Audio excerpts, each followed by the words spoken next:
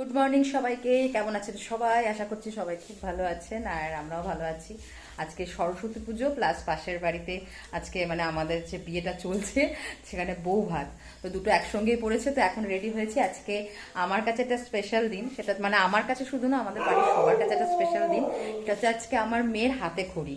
তো আজকে হাতে খড়ি দেবো, সেই কারণে মেয়েকে যেহেতু হাতে খড়ি দেওয়াবো, সেই কারণে সকাল থেকে আমি আর ওর বাবাই না খেয়ে আছি। আমরাও খাইনি। মেয়েকে খাইয়ে দিয়েছি, ওর তো আর কোনো ব্যাপার না, ওকে তো খাওয়াতে হবেই। তো ওর জন্য আমি আর ওর বাবাই দুজনেই না খেয়ে আছি। 12টার সময় তো মানে ইয়ে শুরু হবে আর কি, পুজোর টাইম শুরু হবে। তো তারপরে কখন পুরোহিত মশাই আসে সেটাই ওয়েট করছি। এখন ওই 11টা 40 কি 45 মতন বাজে হয়তো।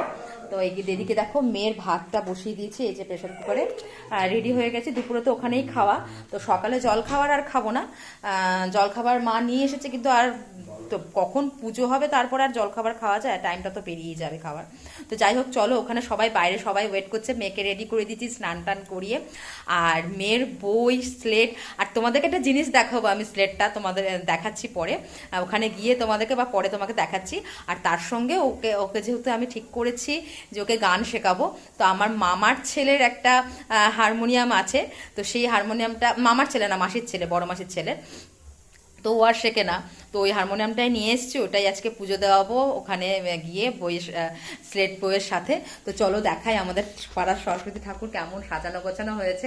তোমাদের দাদা ভাই আর আমাদের পাশের বাড়ির সবাই মানে আর কি, পাড়ার সবাই আর কি সকাল থেকেই ওখানে লেগে আছে, রাত্রেবেলা তো অনেকক্ষণ ধরে সাজিয়েছে গুছিয়েছে। তো ওইগুলোকে চলো দেখাই তোমাদেরকে সব কেমন গোছকাজ করেছে। আমিও নিজে যাইনি, কারণ বলো তো সকাল থেকে অনেক কিছু করতে করতে না টাইমটা কিভাবে বেরিয়ে যায় বলা মুশকিল।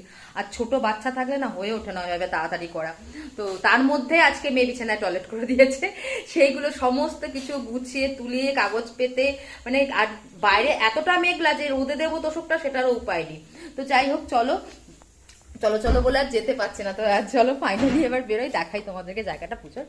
আর আমাকে কেমন লাগছে অবশ্যই জানিও, আর সবাইকে দেখাবো পাড়ার। আমি এই বোমকাইটা পরলাম, এটা না, এটা আমার বিয়ের বোমকাই, আমার পাড়া, আমার মামার বাড়ি পাড়া থেকে একজন দিয়েছিল।